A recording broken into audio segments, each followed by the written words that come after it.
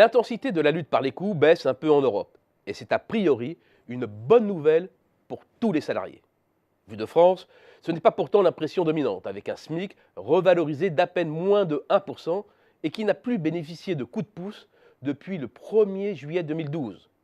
Pour les 2 millions de personnes payées sur cette base, la pilule est amère.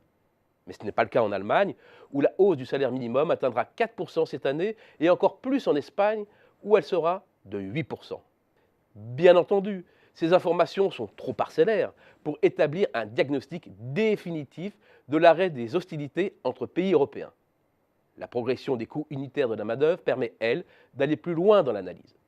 Cet indicateur correspond au rapport entre le coût horaire de la main-d'œuvre et la productivité horaire du travail. Le coût unitaire de la main-d'œuvre augmente lorsque la rémunération horaire s'accroît plus rapidement que la productivité du travail. C'est une mesure des pressions inflationnistes dues à la croissance des salaires. À la vue de cet indicateur, il y a clairement en zone euro un avant et après 2008, signe que la pression reste plus forte aujourd'hui qu'avant 2008. Mais ce n'est qu'une moyenne, qui peut être trompeuse, car masquant des trajectoires nationales très diverses. Ce qui se passe aujourd'hui doit être mis en regard de la grande divergence nord-sud des années 2000-2008. Avec d'un côté les réformes initiées par Gerhard Schröder en Allemagne et la déflation salariale qui en a résulté. La diminution des coûts salariaux unitaires va dans les années 2000 se creuser avec l'Europe pour atteindre un maximum courant 2008. Mais depuis, la progression est plus vive outre-Rhin et l'écart s'est réduit de moitié par rapport à la moyenne de la zone euro. En clair, l'Allemagne joue aujourd'hui le rôle de modérateur en matière de guerre salariale. Avec de l'autre côté la trajectoire opposée de l'Espagne. Après les années fastes, la correction est très violente avec la crise.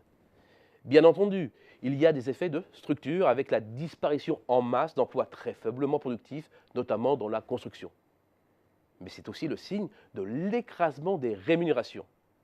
Alors certes, le salaire minimum va être fortement revalorisé, mais l'Espagne part de loin, et c'est bien elle qui, ces dernières années, a le plus alimenté la guerre par les coûts. Mais là aussi, les dernières informations vont vers l'apaisement. La France est proche de la moyenne de la zone euro, à la fois dans le niveau et le profil, avec en fin de période une progression moins rapide.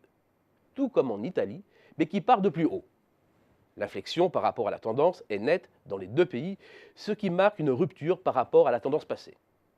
Le panorama d'ensemble, c'est une plus grande convergence, une lutte globalement moins intense de la compétition par les coûts que pendant la crise. Certes, cette lutte reste plus intense qu'au début des années 2000, avec des temps très marqués. L'Allemagne déclenche les hostilités jusqu'en 2008. Avec la crise, c'est l'Espagne qui est en tête de proue dans la compétition coûts, mais l'essentiel de l'ajustement est maintenant terminé. Et c'est aujourd'hui à la France et encore plus à l'Italie de faire de la maîtrise des coûts un axe prioritaire, dans un contexte moins oppressant qu'en 2008 néanmoins.